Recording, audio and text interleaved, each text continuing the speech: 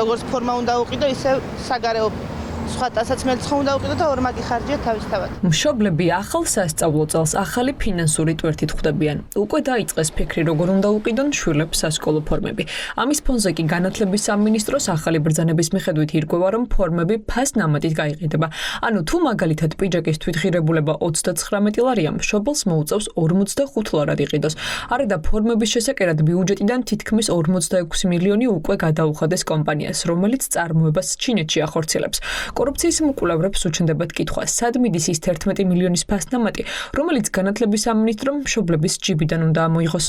რა საჭირო იყო საწყის ფასზე ფასნამატის გაკეთება, ანუ რატომ მოუმატა განათლების სამინისტრომ ფორმებს ფასი, ანუ ეს ხო რაღაცა ბაზრობა და მაღაზია არ არის, ხომ მშობლებს კიდე დამატებითი ტვირთი გაუჩნდა და სკოლის ფორმები მოვთხოვეთ ბავშვებს, რომლებსაც არ აქვს სკოლა. ანუ სკოლაში ბოლო 5 წელია ვერ დადის, იმიტომ რომ დანგრეულია ის სკოლა. ბევრი კითხვის ნიშანი არის, გამომდინარე იქიდან რომ კომპანია, რომელმაც ეს ფორმები შეკერა, ამ კომპანიასთან დაკავშირებით არის ბევრი კითხვები, პასუხგაუცემელი. ასევე ემატება ის, რომ არ არის უმაღლესი ხარისხის ეს ფორმები, სწრაფი და დროული იქნება ის, რომ გაუქმდეს ეს რეგულაცია, გახადონ ნებაყოფლობითი და იმ ადამიანებმა, ვინც ეს დაგეგმა, პასუხი აგონ კანონის წინაშე, იმიტომ რომ ეს არის არარაციონალური ხარჯი ბიუჯეტიდან და შემდეგ უკვე დამატებითი კიდევ ზევიდან ტვირთი მშობლების. იმ ფონზე, როდესაც საჯარო სკოლის მოსწავლეებს განათლების მიღება დაუსრულებელი სარემონტო სამუშაოებისა და მოუწესრიგებელი ინფრასტრუქტურის პირობებში უწევთ, მშობლები საუბრობენ, რომ სასკოლო ფორმები პრიორიტეტული არ არის და ნაწილი მათგანი ფორმების ყიდვას არ აპირებს.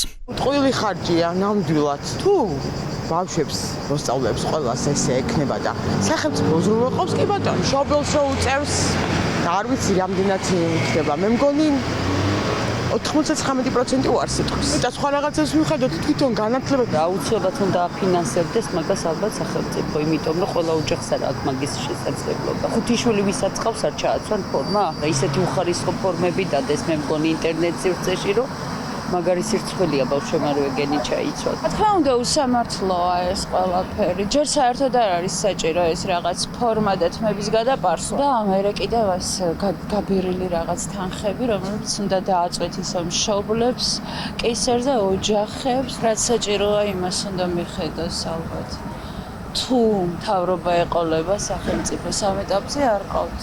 არ ყავს მთავრობა. განათლების მინისტრი გივი მიქანაძე მშობლებს, ვინც ფორმების ყიდვას არ აპირებს, ემუქრება და მათ კრიტიკას მიზან მიმართულ კამპანიას უწოდებს. რა იქნება სასჯელი და რა შეზღუდვები ჩაიწერება შინაგან წესში, ეს ჯერ არ დაუკონკრეტებია. ფიქრობ, რომ შეიძლება რაღაც მიზან მიმართული კამპანიის ხასიათი კონდეს ამას.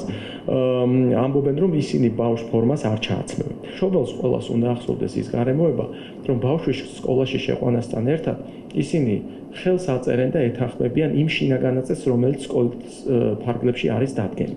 იქნება გარკვეული ეტაპობრივი შესაძლებლობები იმისა, რომ როგორც აღმზრდელობითი, ასევე კონკრეტული მექანიზმები არსებობდეს იმისა, რომ შინაგანაწესის განსაზღვრულ გარემოებებში განისაზღვროს თუ რა პროცედურები შეიძლება მოხდეს. განათლების მინისტრი თავს იწონებს, რომ საჯარო სკოლის მოსწავლეების ფორმები კერძო სკოლის ფორმების ფასთან შედარებით იაფია. თუმცა ეს მშობლებისთვის შეღავათი არ არის, მაშინ როდესაც ბავშვისთვის ერთი ფორმა მთელი წლის განმავლობაში საკმარისი არ არის.